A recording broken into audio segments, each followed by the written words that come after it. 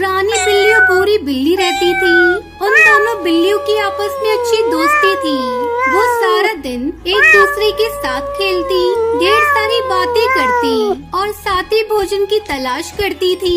एक दिन दोनों भोजन की तलाश में निकली। बहुत देर भटकने के बाद उनकी नजर रास्ते पे पड़ी, एक रोटी पर पड़ी। बिल्ली रानी ने झट से रोटी उठा ली और मुंह में डालने लगी। तभी भूरी बिल्ली उसे टोक कर बोली, अरे तुम अकेले कैसे इस रोटी को खा रही हो? हम दोनों ने साथ में इस रोटी को देखा था, इसलिए हमें इसे बांटकर खाना चाहिए।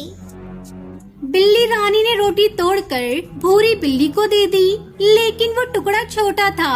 ये देख उसे बुरा लगा और वो बोली, अरे रे रे, ये टुकड़ा तो छोटा है, तुम्हें रोटी के बराबर टुकड़े करने चाहिए थे। तुम मेरे साथ बेईमानी कर रही हो। रानी बिल्ली, मैं ऐसा होने नहीं दूंगी।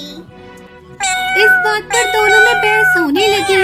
बहस इतनी बड़ी कि दोनों लड़ने लगी। उसी समय वहाँ जंगल में रहने वाला जग्गू बंदर गुजरा।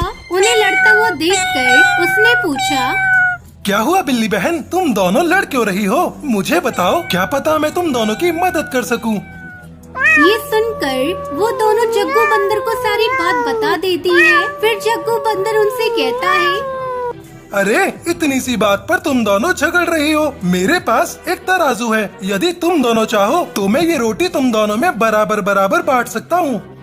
हाँ जग्गू भैया, ये सही रहेगा। इससे हम दोनों का झगड़ा भी खत्म हो जाएगा। रानी बिल्ली और भूरी बिल्ली तैयार हो गई। जग्गू बंदर एक तराजू लेकर आ गया। उसने दोनों बिल्लियों से रोटी ली, उसे तोड़कर दोनों पल्ले पर रखकर तोलने लगा। भूखी बिल्लियों से आग भरी नजरों से देखने लगी। तराजू के पल्ले पर रखी रोटी के टुकड़े में से एक टुकड़ा बड़ा और एक टुकड़ा छोटा था, जिससे पल्ला एक तरफ झुक गया। तब जग्गू बंदर बोला, अरे ये क्या, एक टुकड़ा दूसरे से बड़ा है, चलो मैं इसे बराबर कर देता हूँ। उसने रोटी के बड़े टुकड़े को थोड़ा सा तोड़ा और अपने मुंह में डाल लिया। अब दूसरा टुकड़ा पहले से बड़ा हो गया। जग्गू बंदर ने अब उसे थोड़ा सा तोड़ा और अपने मुंह में डाल लिया। फिर तो यही सिलसिला चल पड़ा। रोटी का जो टुकड़ा बड़ा होता वो बराबर करने के चक्कर में जग्गू बंदर उसे तोड़कर खा जाता। ऐसा करते करते रोटी के बहुत छोटे छोटे टुकड़े रह गए। अब दोनों बिल्लियां घबरा गयी। उन्हें लगने लगा कि ऐसे में तो उनके हिस्से कुछ भी नहीं आएगा। वो बोली, अरे बंदर भाई, तुम भी क्या परेशान होते हो? लाओ, अब हम इसे खुद ही आपस में बांट लेंगी। जग्गू बंदर बोला, ठीक है, लेकिन अब तक जो मैंने मेहनत की है उसका मेहनत आना तो लगेगा ना, इसलिए रोटी के ये टुकड़े मेरे।